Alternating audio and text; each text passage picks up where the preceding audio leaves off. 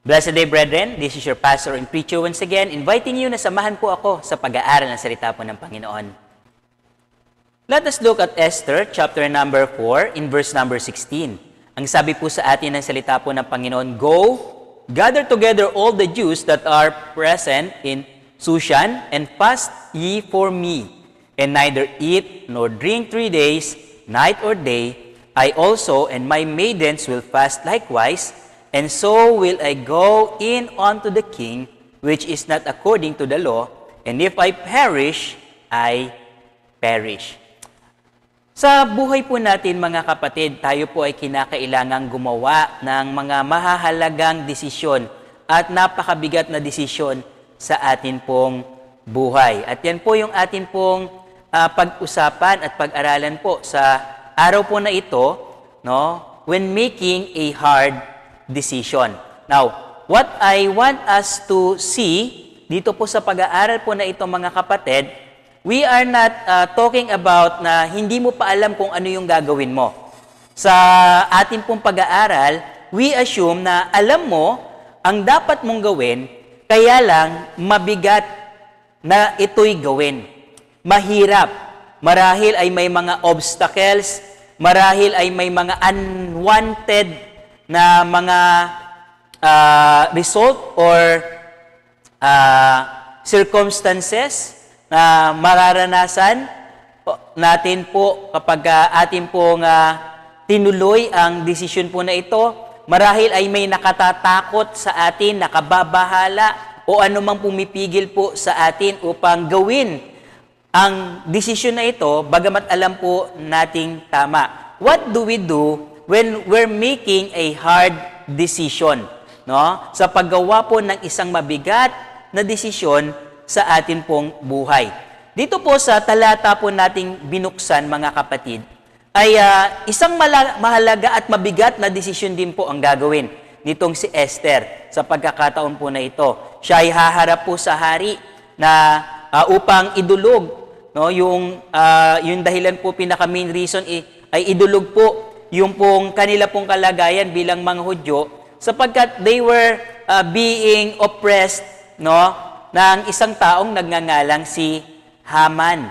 And they need to si Queen Esther po, no, she need to face and go to the king, pero ang dilema ay sa kanila pong kostumbre, bawal pong pumunta sa hari nang hindi pinapatawag, at ito po ay maaaring magdulot o maging sanhi ng kamatayan para po sa kanila. Kaya napakabigat po.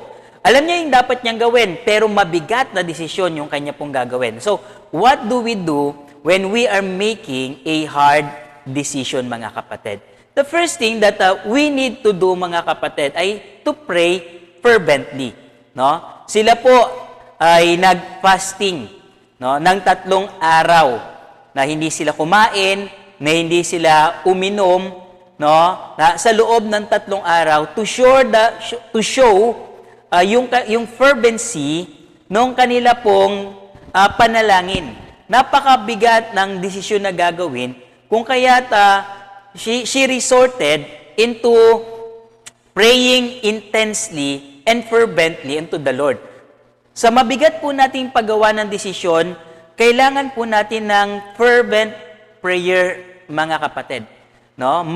Mataimtim na panalangin. I myself could attest doon po sa ganito pong klase po ng panalangin.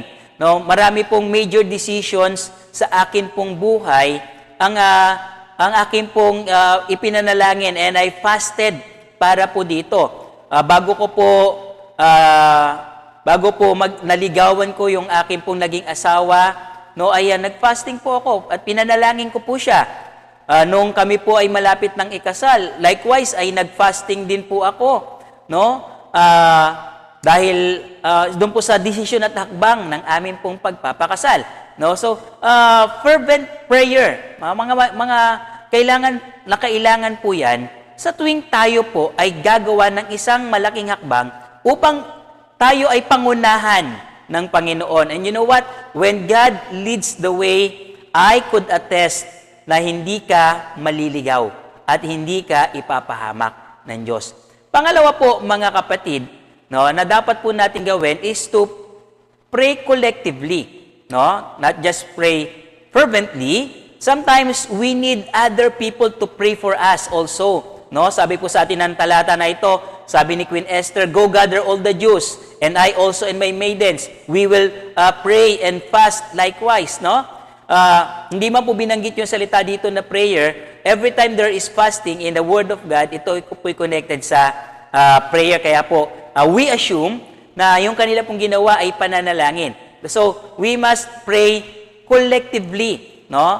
Not only to pray fervently, but to pray collectively kasama ng ibang mga mananampalataya, no? Humingi tayo ng tulong sa iba nating kapwa mananampalataya upang bigyan tayo ng tapang, bigyan tayo ng lakas, knowing that somebody is praying for you will give you the courage na magpatuloy.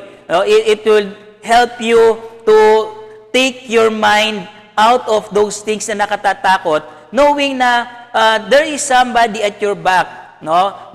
Na handa na manalangin para tulungan at ikaw ay gabayan ng Panginoon, no? Pangatlo po, mga kapatid, we must pray confidently. Sabi po niya, sabi ni Queen Esther, no, after 3 days, she will fast and pray with all the the Jews in Shushan, and kasama ng kanyang mga maidens, and sabi niya, "And so will I go." Prayer for doing something is not enough. We need to do it in actuality. No? Hindi po natin gagawin o magagawa ang isang bagay nang hindi natin ito ginawa. Kailangan po natin itong gawin.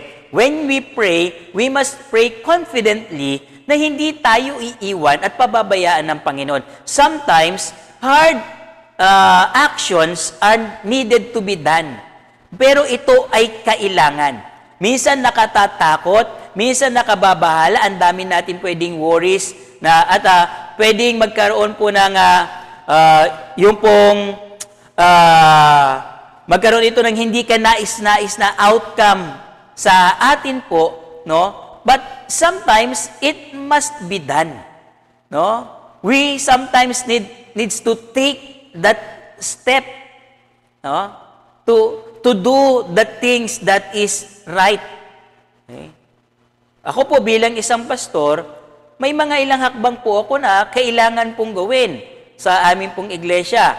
May mga tao na kailangan kong kausapin, may mga tao na kailangan pong disiplinahin. Mahirap po yung mga hakbang po na ito. Mahirap po yung mga decision po na ito, pero kailangan pong gawin. No? We need to do it and pray confidently that God will lead you, that God will guide you. At ano man po yung magiging kalalabasan, no, ng mangyayari ng mga nang gagawin mo hakbang, ipagkatiwala mo sa Panginoon. And that brings me to our last point, no, sa ating pong pag-aaral, we need to pray submissively. Ang sabi po niya ni Queen Esther, "If I perish, I perish." Hindi niya sinabing, "Bahala na." Hindi po ganon. Ibig sabihin niya po dito, kung mamarapatin ng Diyos, no, I will submit sa kalooban ng Panginoon. Sometimes, hard decisions are hard to make dahil wala tayong control. At ayun nga po, no, yung pong konsekwensya po nito ay pwedeng negatibo, pwedeng positibo. No? Pero dapat nating ipagkatiwala po sa Panginoon. Ito pong atin pong gagawing hakbang. Mabigat man po ito, pero alam natin na ito yung tama, alam natin na ito yung nararapat. We need to pray and submit sa atin pong Panginoon. Let the Lord do what He knows what is the best thing to do. Sometimes our decisions are hard to make sapagkat hindi natin tiyak kung anong pwedeng mangyari at pwedeng maging konsekwensya nito, pero nakatitiyak po tayo na ang Panginoon po natin hindi po tayo pababayaan at hindi po tayo tatalikdan. So pray, mga kapatid, pray submissively unto the Lord.